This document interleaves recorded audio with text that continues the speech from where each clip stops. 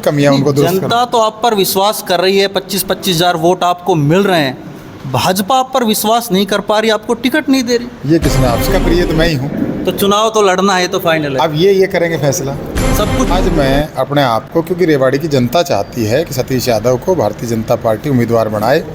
अब पार्टी क्या फैसला लेगी वो पार्टी बताएगी। वकील साहब, लगातार आम जन से, आपके परिवार के जो सदस्य हैं, आपके कार्यकर्ताओं से मिल रहे हैं, इनकी क्या भावना है अब की बार? अब ये कई बार पार्टी के निर्णय भी गलत हो जाते हैं और आदमी उससे व्यथित होकर पार्टी मीटिंग की है। सतीश जी, मीटिंग हुई है आज, क्या फैसला है? भारत निर्वाचन आयोग ने जैसे ही हरियाणा में चुनाव की घोषणा की, नेताजी भी अब तैयार हो गए हैं और विभिन्न विधानसभा क्षेत्रों से नेताजी दावेदारी के रूप में टिकट क्या मिलती है, किसको मिलती है, ये तो पार्टी पर डिपेंड करेगा। परंतु विभिन्न क्षेत्रों में अलग अलग नेता अपना दल बल, अपनी शक्ति दिखाने की कोशिश करने में लगे हैं। उनका पहली प्राथमिकता तो यही होगी कि पार्टी में उनको प्राथमिकता के साथ टिकट की वरीयता मिले। यह तो पार्टी का फैसला होता है। रेवाड़ी विधानसभा से एडवोकेट सतीश यादव जी हैं, आज उन्होंने भी कार्यकर्ताओं के साथ मीटिंग की है। सतीश जी, मीटिंग हुई है आज, क्या फैसला है? नहीं, आज हमारे मुख्यमंत्री महोदय को आना था, श्री नायब सिंह सैनी जी को। उनका कार्यक्रम स्थगित हो गया, तो हम निमंत्रण दे चुके थे अपने कुछ साथियों को। तो उनको ये कहा कि भाई अब एक बार जिनको निमंत्रण चला गया वो ज़रूर आएँ। शुभ काम में क्यों हम ऐसा करेंगे? भाई उनकी तो किसी कारण से कोई मजबूरी रही होगी पार्टी की, क्योंकि उनकी कई रैलियाँ थी, तो शायद बाय रोड सब जगह जाना संभव नहीं रहा होगा, तो इसलिए उनका तो हो गया। लेकिन हम यहाँ कम से कम इस बहाने से सब लोग एक दूसरे से मिल लेंगे। चाहे नायब सिंह सैनी जी को हमने मान लिया वो रेवाड़ी आए, उनको हमने बीच में अपने मान के अपने लोगों के बीच में एक चाय पे छोटी सी चर्चा कर ली और बहुत मेरे परिवार के लोग आए। मैं इनको कार्यकर्ता कभी नहीं कहता, मेरे बुजुर्ग हैं, साथी हैं, परिवार के लोग हैं। परिवार के सदस्यों से आज आपने चर्चा की, क्या है मन में? जनता जानना चाहती है आपसे। नहीं, मन में चुनाव लड़ने की है और राजनीतिक व्यक्ति की केवल एक ही बात रहती है, राजनीति में वो है भी इसीलिए कि वो चुनाव लड़े, और वो चुनाव लड़ने की है। पार्टी का फैसला आएगा, पार्टी का जल्द फैसला आएगा, उसका इंतजार रहेगा। आप पहले भी 2 बार विधायक का चुनाव लड़ चुके हैं, पराजित हुए हैं, आप क्या कारण मानते हैं? कारण मेरी रेवाड़ी की देवतुल्य जनता नहीं है, मेरा भाग्य है। इन लोगों ने तो मेरे चेहरे पे वोट डाला है, किसी सिंबल पे भी नहीं डाला है। एक बार 2009 में तो मैं इंडिपेंडेंट चुनाव लड़ा था, और 2020 का भी, अगर मैं नगर परिषद का, मेरी धर्मपत्नी जो चेयरपर्सन का चुनाव जो लड़ी, वो भी लोगों के मेरे फेस पे ही लड़ा गया। तो मेरे फेस में कहीं ना कहीं गड़बड़ होगी। जो लोग जो देवतुल्य है 10 दिन में 25-25 हज़ार वोट दे देते हैं, इनका तो मैं इस जन्म में कम से कम एहसान नहीं तार पाऊंगा। और जो मैं अपनी कमियां उनको दुरुस्त जनता तो आप पर विश्वास कर रही है, 25-25 हज़ार वोट आपको मिल रहे हैं। भाजपा आप पर विश्वास नहीं कर पा रही, आपको टिकट नहीं दे रही। ये किसने आपसे कह दिया? टिकट तो अभी घोषित नहीं हुई थी। उससे पहले भी नहीं, उससे पहले तो खैर मैं पार्टी में ऐसा नहीं था कि मैं एक दिन पहले आऊँ और कोई मुझे कहे। आज मैं काम कर रहा हूँ, और उस टाइम में भी टिकट पे मेरा हक नहीं था। मैं आज कह रहा हूँ, उस टाइम में हक था भाई रणधीर सिंह कापड़िया सन, एक कार्यकर्ता और जो लोग थे उनका, और उनकी टिकट कटी थी। मैं कहूँ उस टाइम मेरी टिकट कटी थी, मेरी टिकट नहीं कटी थी, इसलिए मैं चुनाव भी नहीं लड़ा था। मैंने भाई रणधीर सिंह की मदद की थी। और आज मैं अपने आप को, क्योंकि रेवाड़ी की जनता चाहती है कि सतीश यादव को भारतीय जनता पार्टी उम्मीदवार बनाए। अब पार्टी क्या फैसला लेगी वो पार्टी बताएगी। वकील साहब, टिकट मांगने वालों की बहुत लंबी लिस्ट है और टिकट तो एक को ही मिलती है।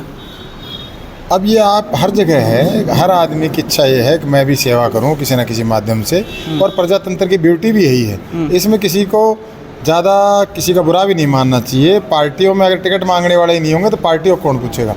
आज पार्टी में टिकट मांग रहा है, इसका मतलब उस पार्टी की हवा है।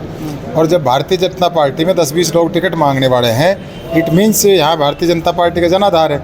तो इसमें क्या बुराई है? मांगने में सबको मांगने का अधिकार है। वकील साहब, टिकट तो बहुत मांगते हैं, टिकट एक को ही मिलती है, लेकिन जब टिकट नहीं मिलती है तो वही पार्टी का कार्यकर्ता पार्टी से नाराज होकर निर्दलीय ताल ठोक देता है। आप क्या कहेंगे? कई बार पार्टी के निर्णय भी गलत हो जाते हैं और आदमी उससे व्यथित होकर, पार्टी के निर्णय गलत होते हैं, पार्टी उसका खामियाजा भी भुगतती है, कार्यकर्ता भुगतता है और पार्टी भुगतती है। तो कई बार कोई कार्यकर्ता जो बहुत दिन से मेहनत करता है, जो पब्लिक के बीच में सबसे योग्य है, और उसको लगता है कि मेरे को इसलिए टिकट नहीं मिली कि मैं ठीक ढंग से किसी अपनी पैरवी किसी नेता के सामने नहीं कर पाया, जनता में कर पाया लेकिन नेता के सामने नहीं कर पाया, तो वो जनता की भावनाओं के अनुरूप चुनाव भी लड़ लेता है और फैसला कई बार उसका बहुत अच्छा भी हो जाता है, जीत भी जाता है, कई बार हार भी जाता है। तो इसमें प्रजातंत्र की ये सुंदरता है इसमें किसी को भी बुरा मानना ही नहीं चाहिए।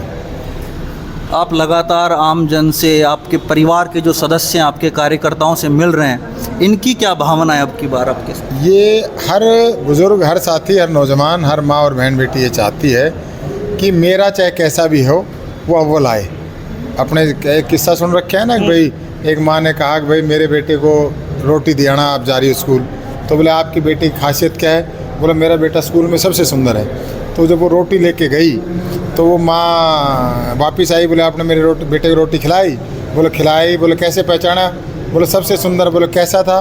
बोले मुझे तो सबसे सुंदर अपना कानिया ही लगा। मतलब उनका बेटा परचांस से भगवान की उससे कोई उसकी आँख नहीं थी। सीधा सा तो आपका मतलब ये है कि आपका फैसला आपके सदस्य करेंगे, आपके परिवार के सदस्य करेंगे, चाहे बेशक मैं इनका कानिया ही हूँ, लेकिन इनका प्रिय तो मैं ही हूँ। तो चुनाव तो लड़ना है, तो फाइनल है। अब ये करेंगे फैसला। सब कुछ कार्यकर्ता, सब कुछ परिवार के कार्यकर्ता नहीं, सदस्य। परिवार के सदस्य, और बहुत बड़ा परिवार है मेरा। कभी आप शहर में, गली में, मोहल्ले में चलना, आज छोटे से एक बुलाव पे सुबह 11 बजे यहाँ लोग आने शुरू हुए थे, परिवार के लोग, और यहाँ जमवाड़ा लगा रहा। निरंतर आते रहे जाते रहे, क्योंकि जगह बहुत हमारे पास यहाँ छोटी है। हमारे पास कोई बहुत बड़ा जो अनेक नेता उनकी तरह बहुत बड़े बड़े तो वो नहीं है, लेकिन दिल बड़ा है। तो वो जो यहाँ वकील साहब, आप रेवाड़ी से दावेदारी कर रहे हैं, रेवाड़ी की आप सबसे बड़ी समस्या आज क्या मानते हैं आप? नहीं, रेवाड़ी की सबसे बड़ी समस्या क्या नहीं मानते आप ये बताओ ना। आप किसी चौक चौराहे पर चले जाओ, गंदगी का आलम है। आप कैटल फ्री के नाम के ऊपर आज कैटल फ्री नहीं है। हर चौक के ऊपर बत्तियां ख़राब है। चेन स्नैचिंग की, चोरी की घटनाएं सरेआम है। आप साबी नदी पे, नारायण विहार पे, रेवाड़ी के बस स्टैंड को लेके, धारोड़ा के बस स्टैंड को लेके, रेवाड़ी के एक बाईपास बना है उसको लेके, मतलब कौन सा रेवाड़ी के पार्कों को लेके, रेवाड़ी की जितनी भी, जिनको आप स्लम बस्तियाँ कह सकते हो, अब भाई ये ख़राब है। रेवाड़ी का मॉडल टाउन जिसमें मैं रह रहा हूँ, इसकी भी हालात ख़राब है। एक बाईपास, एक आरओ भी बनने लग रहा है, पिछले 4 साल से बन ही रहा है भाड़ावास रोड पे, वो कंप्लीट होने का नाम नहीं ले रहा। और कितने हज़ारों लोग वहाँ परेशान हैं, कितने लोग वहाँ दुखी है, कितने लोगों का रोज़गार छूट गया, कितने लोग अपने घर से बाहर नहीं निकल पा रहे। 2-2, 4-4 फुट उनके घर के बाहर रास्ता छोड़ दिया। वो अगर कोई परमात्मा ना करे, कोई ऐसे में किसी की मौत हो जाए तो शमशान घाट में भी ले जाने के लिए लोग कैसे ले जाएंगे, इस बात के लिए मजबूर हैं। तो ये जो अव्यवस्थित सा जो शहर दिखाई देता है, इस शहर में पूरे में धुआं सा दिखाई देता है। आप इतनी बड़ी समस्या, इतना ज़्यादा समस्याएं बता रहे हैं, क्या आने वाला विधायक 5 साल में इन समस्याओं का समाधान कर पाएगा? नीयत ठीक होनी चाहिए।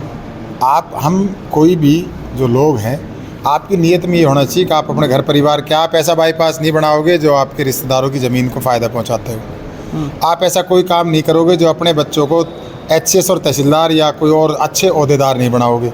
आप ऐसा कोई काम नहीं करोगे कि आपके पास जो पुश्तैनी ज़मीन है उसमें नहर का पानी केवल अपने खेत तक लेके जाओगे। क्या आपको लगता है, अपराधियों को संरक्षण नहीं देंगे। वकील साहब, क्या आपको लगता है कि जब कोई एमएलए बन जाए और अपने परिवारजनों को लाभ नहीं पहुंचाए, ऐसा हो सकता है? ऐसा आपके सामने सतीश यादव उदाहरण बैठा है। मैं दूसरे की नहीं जानता, मैं कहता हूँ खुद सुधरो जग सुधर जाएगा।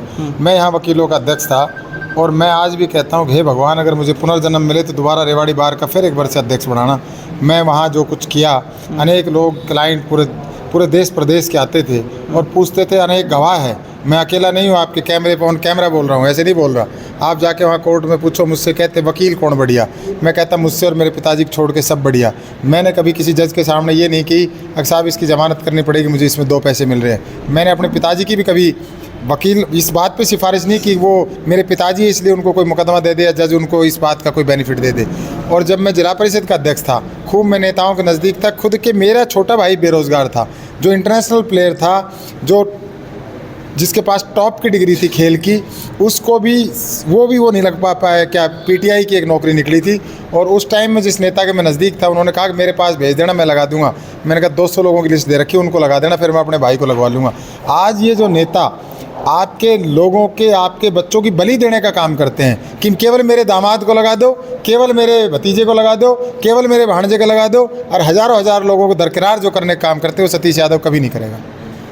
वर्तमान विधायक का कार्यकाल 10 में से आप कितना नंबर देना चाहेंगे? भाई साहब, मैं तो क्या नंबर दूंगा, वो मेरा बच्चा है और वो कुछ नहीं, वो नंबर तो उसके पिताजी का ही नंबर नहीं बोल पा रहे आप, नंबर 0 है। मैं अपने बेटे को क्या कहूँ, मैं उसके बारे में, उससे मुझे कोई गिला नहीं है, मुझे गिला है उनके पिताजी से कि उन्होंने जो इस दुर्दशा का जिम्मेदार है, 6 बार जिसको हमने बनाया, उसने हमारे को क्या दिया और खुद क्या लिया। खुद तो 100 करोड़ रुपए के मंगोलियाज फ्लैट में रहते हैं। यहाँ उनको रेवाड़ी जो पोस्ट कॉलोनी है, इस मॉडल टाउन का भी गंदा और पानी नहीं निकाल पाए। आज उनको नींद इस मॉडल टाउन में भी नहीं आती, क्योंकि वो ऐसी जगह रहते हैं जहाँ की जन्नत है, कोई मरने के बाद ही स्वर्ग या नरक में जाता है, ये तो जिंदा जी स्वर्ग देख रहे हैं और हम जिंदा जी नरक देख रहे हैं। हमारे को तो इन लोगों ने नरक में छोड़ दिया, हमारी ज़िंदगी जो है नरक से ज़्यादा बदतर कर दी और अपने लिए जिंदा जी अपने स्वर्ग में मौज ले रहे हैं। तो इनको तो इस मोल टाउन में भी नींद नहीं आती, तो क्या कहूँ मैं इनको। खैर, आचार संहिता लग चुकी है, हरियाणा की जनता फैसला कर देगी नेताओं का। हालांकि नेताओं अभी चर्चाओं के दौरों पर हैं। पार्टी को पहले फैसला करना है कि किसको अपना प्रत्याशी बनाकर जनता के सामने भेजती है। यह तो आने वाला वक्त ही बताएगा। संदीप यादव, वॉइस ऑफ प्रतिज्ञा।